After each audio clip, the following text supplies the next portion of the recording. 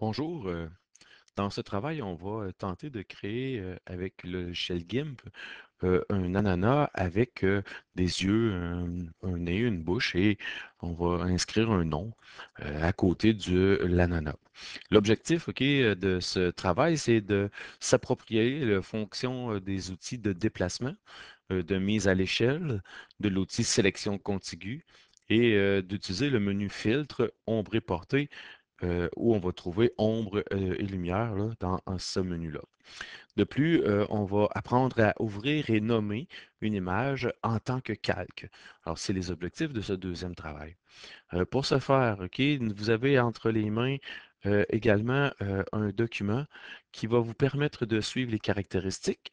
Alors, si ici on a l'outil, OK, sélection contiguë, on va avoir l'outil texte, on va avoir l'outil déplacer et on va avoir l'outil mise à l'échelle que nous allons utiliser. Alors, la taille de l'image, elle va être déterminée selon l'image que vous allez sélectionner. Je vais vous montrer comment la sélectionner dans Google Images. Et puis, lorsqu'on va l'intégrer, donc elle devrait être dans l'orientation portrait. Et puis, votre arrière-plan, elle devrait être blanc, sur lequel nous allons avoir notre image d'ananas. Ensuite, on va créer des calques qui vont nous permettre de voir les parties du visage. Alors, lorsqu'on va importer les yeux, lorsqu'on va importer le nez, lorsqu'on va importer la bouche, on va les mettre sur, ils vont venir sur des calques différents que nous allons nommer. Et par la suite, on va utiliser l'outil texte pour donner un nom et nous allons choisir une police qui sera de votre choix. La grosseur de police sera proportionnelle. La couleur qui sera sélectionnée sera harmonisée avec l'ensemble. Et nous allons utiliser un filtre dans le menu filtre et nous allons porter un nombre sur les lettres du nom que nous allons créer. Je vais vous montrer dans les caractéristiques, on va faire un décalage de notre X de 17 pixels et un décalage du Y de 4 pixels. Et attention, nous allons devoir décocher la case, vous allez voir, qui va permettre le redimensionnement. Je vais vous montrer un petit peu plus tard. Et bien sûr, on va authentifier toujours sa création avec un copyright et votre nom. Et on va toujours sauvegarder en format XCF et on va exporter en format PNG. Alors voilà les caractéristiques du travail que vous avez à effectuer. Comment on s'y prend? Alors, la première partie, vous allez d'abord sur Google et on va aller chercher une page où on va demander un ananas. Donc, allons chercher un ananas. Et dans les fonctions images, vous allez pouvoir retrouver bon, le choix que vous voulez. Je vais prendre ici le premier qui me présente. Alors, vous voyez, il est évidemment la grosseur de l'ananas. Lorsqu'on a le sélectionné, on va aller chercher l'image qui est à droite. Avec notre bouton de droite, on va enregistrer l'image sous et on va créer un dossier dans lequel nous allons travailler. Alors ici, si vous avez déjà créé vos dossiers, c'est très bien. Alors moi, je vais les mettre dans mon dossier GIMP et j'ai un projet qui va s'appeler Anana. Donc si je n'ai pas déjà le projet, je vais nommer, OK? Donc un nouveau dossier, on va le nommer, moi je vais le nommer projet Anana. Et on va mettre à l'intérieur de ce projet-là différents documents. Donc, je vais ouvrir pour enregistrer l'ananas et il est en format JPEG. Parfait, je vais enregistrer. Ensuite, ben, je vous propose de construire tout de suite. On va aller chercher dans notre banque d'images. Donc, ici, on va aller chercher, par exemple, des nez. Alors, si je fais nez, alors je vais aller chercher ici dans l'image, puis on va aller chercher probablement ici, je pourrais marquer nez dessin. Vous allez voir qu'il va vous sortir ok, beaucoup de dessins. Alors, on va aller voir ok, dans notre euh, dessin. On va sélectionner, voyez-vous, des dessins de nez et on va pouvoir aller chercher la table à dessin ici. Ça pourrait être intéressant. Alors, on va faire contrôle avec chercher notre bouton de droite sur notre souris et on va enregistrer l'image sous et on va la mettre directement dans notre dossier ananas. Alors ici, on a nez, dessin, parfait. Alors, on va identifier les nez, on va l'enregistrer. Et ensuite, on va aller chercher des yeux. Donc, voyez-vous, on pourrait aller chercher ici, donc tout simplement, encore une fois, on fait la recherche des yeux. Et on va sélectionner. Il va vous donner une banque de yeux. Vous choisissez celle qui vous convient. Alors, moi, je vais prendre cette banque-ci. Donc, je vais sélectionner avec mon bouton de droite et je vais enregistrer l'image sous et automatiquement, il va le mettre dans notre dossier Ananas. Donc, on va enregistrer. Et vous allez voir par la suite, on va aller chercher des bouches. Donc, voyez-vous, on va construire tranquillement, OK, notre banque de dessins. Et les bouches, on va aller chercher plusieurs. Vous prenez la celle qui vous convient. Moi, je vais prendre celle-ci. Je vais en avoir plusieurs. J'enregistre l'image sous. Et ce qui va me permettre ici d'être dans mon projet Ananas. Voyez-vous, ici, j'ai un fichier web. Alors, ça, il ne sera pas utilisable. Donc, je vais devoir annuler pour revenir OK, dans ma sélection pour changer OK, de catégorie. Et avec mon bouton de droite, enregistrer l'image sous. Alors, faites attention pour que ce soit vraiment une image de type JPEG ou PNG. Donc, cette fois-ci, ça va fonctionner. Donc, je vais enregistrer et je vais avoir tous mes outils. Donc, maintenant, je vais quitter le, l'outil, OK, et je reviens à ma page de GIMP. Lorsque je vais ouvrir mon fichier, je vais lui demander d'ouvrir en premier lieu. OK, c'est important d'aller chercher notre dossier. Donc, pour moi, j'ai ouvert ici mon dossier Ananas. Je vais aller chercher dans mon dossier l'endroit où j'ai sélectionné mes documents. Donc, je l'ai mis dans GIMP et je l'ai mis dans Projet Ananas. Alors, ce qui me permet d'aller chercher tout le temps mes images facilement. Donc, je choisis mon ananas en premier et je vais l'ouvrir. Donc, voyez-vous, il va vous mettre votre ananas et ce qui va pouvoir faire en sorte que on va pouvoir travailler sur mon ananas. Donc, à droite ici, je peux remarquer dans vos calques, il va avoir placé l'ananas. Maintenant, on va devoir placer des yeux, un nez, une bouche. Donc, pour pouvoir agrandir notre ananas, je vais faire CTRL et je vais tourner ma molette. Donc, il va me permettre d'agrandir mon ananas. Et je vais maintenant aller dans mon fichier et je vais lui demander, OK, d'ouvrir en tant que calque. Alors là, je vais retourner dans mon dessin et je vais utiliser les yeux. Je peux choisir plusieurs documents vu que je suis en tant que calque et je vais les ouvrir. Donc, en ouvrant mes dossiers, il va me demander, OK, ici, attention, il vous demande, est-ce que vous voulez les convertir? Je vais dire oui, oui, puisque c'est des calques que je veux avoir et ces calques-là vont être agrandis. Alors évidemment, vous voyez ici, il va nous avoir placé plusieurs calques. Alors pour nommer le calque que vous venez d'importer, vous avez ici dans l'onglet des calques, OK, les calques qui ont été placés. Alors, on a seulement à placer la souris et double-cliquer sur le nom. Et lorsque vous double-cliquez, on peut le supprimer. Donc, avec le clavier, vous pouvez appuyer sur la touche supprimer et ensuite, on va le renommer. Alors, ici, on a les yeux. Alors, c'est assez simple de pouvoir renommer, OK, tout simplement nos sections. Alors, on va aller ici maintenant renommer. Donc, on double-clique, on supprime. Ce sont les bouches. Et on va ici double-cliquer, on supprime et on peut écrire, bon, maintenant le nez. Donc, ce qui fait en sorte que nous avons, OK, renommé nos calques et il va être plus facile de se repérer. Ensuite, vous avez remarqué qu'en important, les grandeurs des images sont variables, étant donné que nous avons sélectionné des images dans Google Chrome et que on a pas porter attention à la grandeur réelle des images. Donc, on va utiliser maintenant l'outil mise à l'échelle. Alors, si vous prenez ici votre outil mise à l'échelle, vous avez à la sélectionner. Et si vous regardez le calque qui est sélectionné, donc on est dans le nez ici présentement, c'est ce que nous voyons qui est le premier calque en haut. Donc, avec la souris, je viens placer OK, un clic et il va vous montrer évidemment l'image au complet qui est visible. Donc, si je dézoome pour voir toute l'image au complet, je le vois. Maintenant, on a ici une boîte de dialogue qui nous indique qu'est la mise à l'échelle.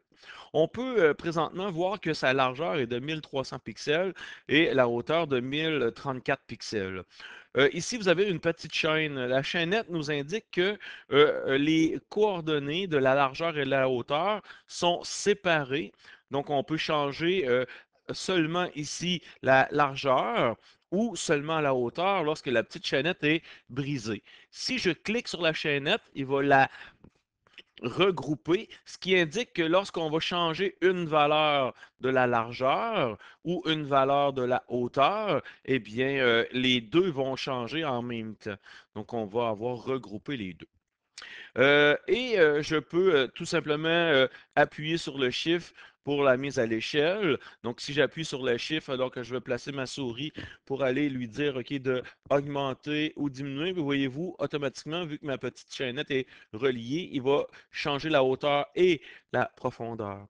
Je peux aussi utiliser tout simplement le double-clic et changer, OK, la valeur. Donc, si je le mets, par exemple, on va le mettre, on va diminuer tranquillement, là, on va le mettre à 1000 donc pixels, donc on fait Enter, donc vous voyez, il va vous le remettre.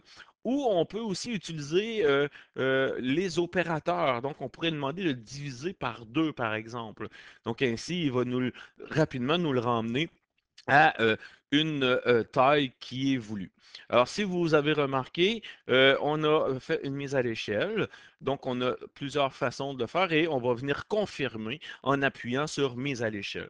Portez attention ici à la grandeur de notre image à l'intérieur de notre calque visible. Si je confirme ma mise à l'échelle, il va nous laisser juste un petit coin à l'intérieur visible, ce qui va faire en sorte qu'on va avoir besoin maintenant de l'outil déplacer. Et avec l'outil déplacer, une fois qu'il est sélectionné, on va venir dans le coin qui est visible. Donc, je vais faire attention pour toujours laisser une partie visible pour cliquer et puis déplacer. En maintenant le clic, là, je vais pouvoir déplacer dans le calque mes nez présentement ou les parties de l'image que je voulais. Et je me rends compte, OK, présentement que mon image, eh bien, elle n'est pas à la grandeur, OK, qui est correspondant à mon image d'ananas. Alors, j'ai besoin, encore une fois, de faire une mise à l'échelle. Donc, je vais choisir mon mise à l'échelle. Je viens cliquer sur mon nez et je vais le diviser encore une fois par 2. Donc, c'est beaucoup plus rapide. Je le divise par 2. Donc, je fais attention. Je vais accepter la mise à l'échelle.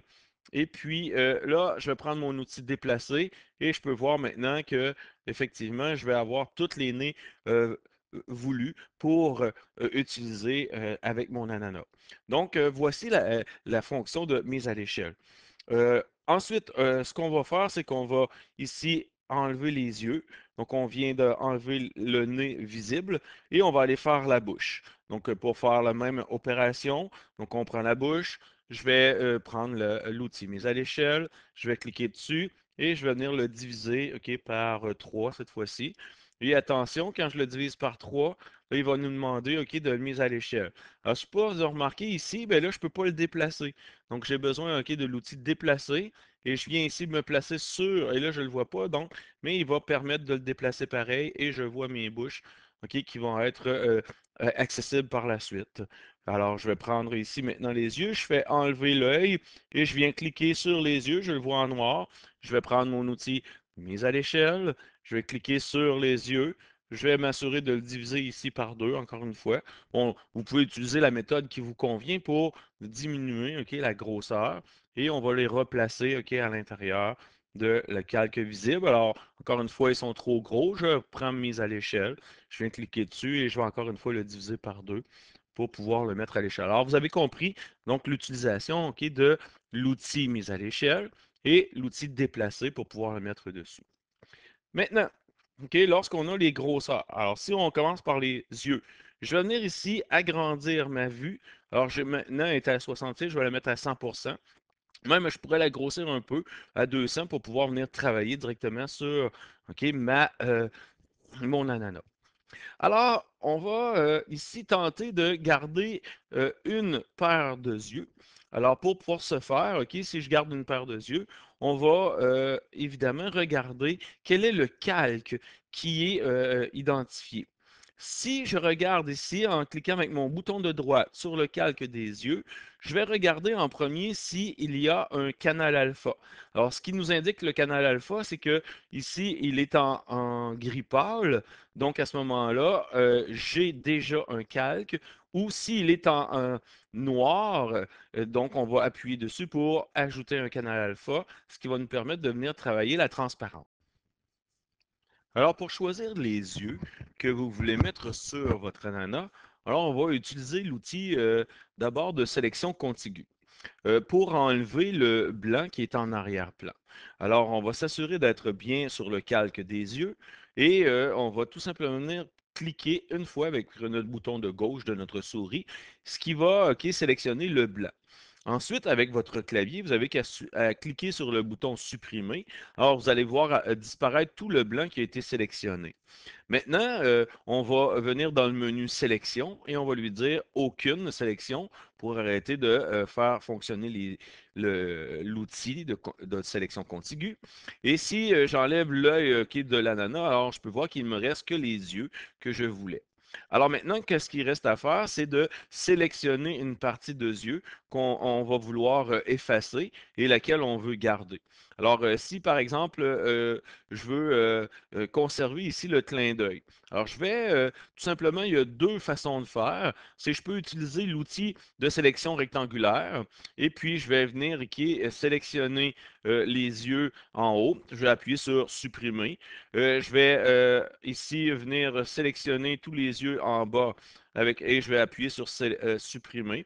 Et je vais venir ici sélectionner les yeux que je ne veux pas et je vais supprimer. Maintenant, ce qui va rester à faire, c'est de venir chercher l'outil de déplacement. Je vais prendre mon outil de déplacement et venir les placer sur mon ananas. Alors, on peut voir, OK, déjà les yeux qui vont se placer.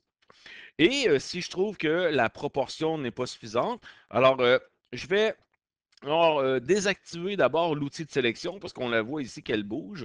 Donc, on va aller dans Sélection, désactiver l'outil et on va venir prendre notre outil mise à l'échelle. Je vais cliquer sur les yeux et je vais pouvoir soit utiliser les chiffres ici ou je vais utiliser les coins pour permettre de réagrandir et de toucher l'outil de déplacement pour venir replacer les yeux.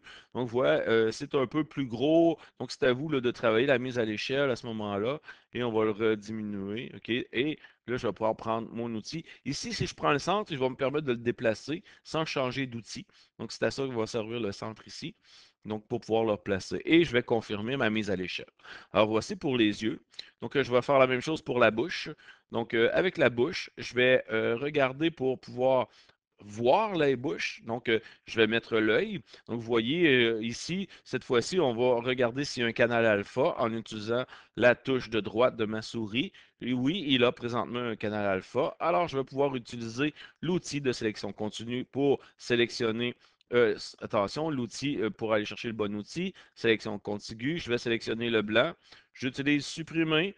Donc, vous voyez disparaître tout le blanc. Alors, je vais pouvoir enlever maintenant l'ananas, donc dire quelle est la bouche que je vais sélectionner. Alors, si je regarde, OK, le sourire, je vais aller chercher tout simplement une bouche avec un sourire ici.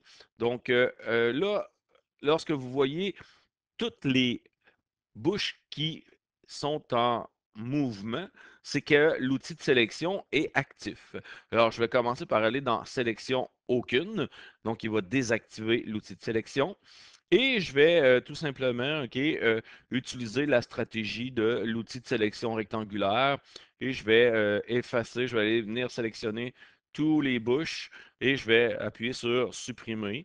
Donc, pour pouvoir tout simplement, je vais garder ici supprimer et je garde la bouche qui me convient. OK? Donc, je vais utiliser sur supprimer et je vais enlever encore une fois la bouche ici supprimer. Donc, et évidemment, pour que ça fonctionne bien, l'outil supprimé, c'est que je suis toujours sur le calque bouche. Il faut que je m'assure d'être sur le bon calque. Je vais venir désélectionner maintenant, donc aucune, et je vais utiliser l'outil de déplacement pour venir placer la bouche à l'endroit désiré. Alors, je vais pouvoir mettre l'œil de mon ananas pour voir si elle est à bon endroit. Et puis, regarder maintenant la mise à l'échelle pour voir si elle est correctement placée. Donc, à la bonne grandeur, je peux pouvoir nous replacer. Et voilà, OK, je vais accepter la mise à l'échelle. Il va me rester à placer le nez. Donc, le nez, encore une fois, c'est un peu ici les nez. Je vais utiliser la même stratégie. Je vais présenter les yeux pour voir quels étaient les nez disponibles. Je vais regarder s'il y a un canal alpha. Je vais venir prendre l'outil de sélection contiguë. Je vais, outil de sélection contiguë, je vais venir sélectionner le blanc, supprime, et là, je vais en conserver un seul. Donc, on va garder ici attention, je vais enlever euh, mes sélections. Et quel serait le nez qui ferait le mieux? Donc, je peux prendre ici mon outil déplacé. Je m'assure d'être sur un nez. Je regarde quel qui pourrait bien faire. OK? Donc, pour pouvoir, voyez-vous, là, on a plusieurs choix. Donc, qui va nous permettre de sélectionner nos nez. Donc, ça pourrait être une stratégie à employer aussi pour pouvoir le choisir. Donc, et une fois qu'il est choisi, donc si je prends ici, je pense que c'est celui-là qui va venir bien compléter. Donc, ce que je vais faire, c'est qu'une fois qu'il est placé, ben, je sais que c'est celui-là. Donc, je vais prendre ici, j'enlève l'ananas, j'enlève les yeux, j'enlève ici les bouches et je conserve, OK, évidemment, le nez. Et je sais que je garde celui-ci. Donc, je vais prendre mon outil de sélection contiguë. Je crois que c'est ce qui va le plus rapidement possible. Et je clique sur supprimer.